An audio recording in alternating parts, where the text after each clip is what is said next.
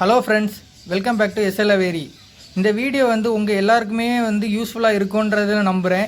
இந்த வீடியோ என்னன்றதை பார்ப்போம் வாங்க. இதில் வந்து எப்படின்னா 2 பர்ப்ளூ ஆஃப்லைன்ஸ் வந்து இருக்குங்க. இதில் வந்து எப்படின்னா நமக்கு வந்து ரெண்டுமே, ஆனால் இதை பர்ப்ளூன்னு சொல்ல மாட்டாங்க. இதில் வந்து ரைட் சைடு இருக்கிறது தான் பர்ப்ளூ, லெஃப்ட் சைடில் இருக்கிறது அக்வா பர்ப்ளூன்னு சொல்லுவாங்க. இதை வந்து நான் வந்து முன்னாடி ஒரு டெக் ஆஃப்லைன் வந்து சேலுக்கு போட்டிருந்தேன். அப்போ வந்து லோ குவாலிட்டி ப்ரோ அப்படின்ற மாதிரி ஒரு ப்ரோ வந்து எனக்கு கமெண்ட் பண்ணியிருந்தாங்க.